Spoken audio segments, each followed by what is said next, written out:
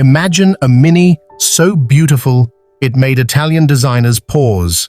A handcrafted British icon, reborn through Italian artistry, aluminum shaped like sculpture, details that whisper perfection, and a silhouette that looks fast even when it's standing still. This wasn't just another motor show toy. It was the Mini Superleggera Vision, a roadster that could have changed the brand's future, yet it never reached the street. Today, we're diving into the car that fused British soul with Italian elegance and left the world asking, what if? Back in 2001, when BMW revived Mini with the R50 hatch, the comeback was electric. The brand leaned into charm and driving fun, then sprinkled in bold concepts. Some ideas became reality.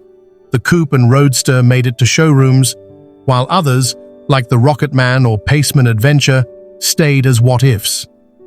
Among all those experiments, one concept stood apart: the Superleggera Vision. Unveiled in 2014 at the Concorso d'Eleganza Villa d'Este, the Superleggera was a two-seat roadster created with Touring Superleggera, the famed Italian coach builder. Instead of chasing drama for its own sake, it aimed for purity. Every line felt inevitable, as if wind had drawn it. It looked like Mini had grown up, still playful, but now wearing a perfectly tailored suit. Up front, familiar Mini cues were reimagined. The round headlamps were set into a softer, more organic nose. The hexagonal grille carried rounded edges with a subtle chrome frame. Even the bonnet stripes were rethought, not painted, but embossed directly into the metal, as if performance heritage had been pressed into the car's DNA. It was minimalism with meaning. Along the sides, the proportions did the talking. Tight overhangs, long hood, cabin pulled rearward. At the back, a single vertical fin rose from the tail, giving a hint of classic racing boats and aero experimentation. The Union Jack-inspired taillights nodded to British identity without shouting. Low in the fascia sat wide, trapezoidal exhaust outlets, elegant rather than aggressive, like cufflinks on a bespoke suit. Inside, the philosophy continued. The dashboard was formed from a single sheet of aluminum, left bare. No veneers, no flashy coatings, just honest material and masterful shaping. The center-mounted instrument cluster kept the Mini signature but felt elevated, like a precision instrument. The seats and trim blended sabia brown with black leather, stitched with the restraint of luxury that doesn't need to prove itself. It was quiet confidence. What would have powered it?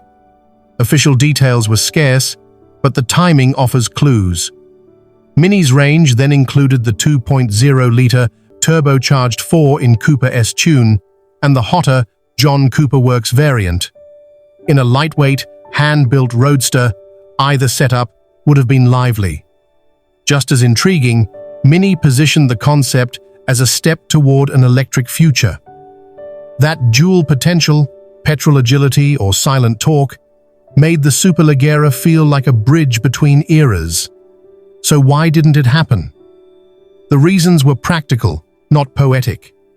The very techniques that made it special, hand-formed aluminum, coach-built craftsmanship, boutique materials, also made it expensive to produce. At the same time, Mini already had a two-seat roadster in the lineup, and sales were soft.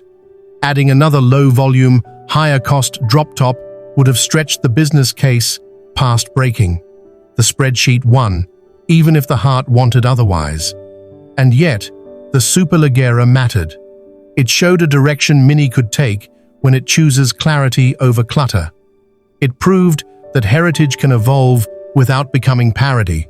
It hinted that a small car can be both playful and profoundly beautiful, that minimalism can carry emotion, and that collaboration across cultures can create something greater than the sum of its parts. When the concept resurfaced in fresh colors years later, the excitement wasn't nostalgia for a trend. It was recognition that the design still felt current. A decade on, The proportions still work. The details still surprise. The restraint still feels luxurious. Good design ages slowly. Great design barely ages at all.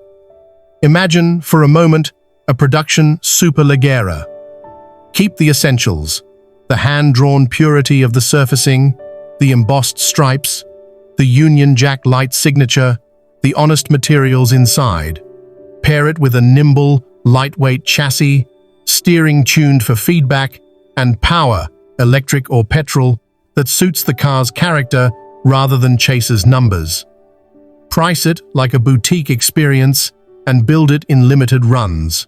Not a mass-market hero, but a halo. Something that reframes what Mini can be in the electric era. Intimate, tactile, beautifully made. There's a broader lesson here. Concept cars can be empty spectacle, or they can be true north. The Superleggera was a compass. It reminded Mini, and the industry, that simplicity is not the absence of effort, it's the result of mastering it. That luxury isn't about features piled high, it's the confidence to leave out what you don't need. And that collaboration, British irreverence meeting Italian craft, can produce a car that feels inevitable the first time you see it. Would it have sold in big numbers? Probably not. Would it have changed how people think about Mini? Absolutely. Even without production, the Superleggera's influence is the kind that seeps in quietly. Cleaner surfacing here, a more honest material choice there, a future Roadster brief written with a little more courage. So, where does that leave us? With a concept that earned its place among the decade's most memorable designs. With a reminder that some of the most meaningful cars are the ones that live in our imagination.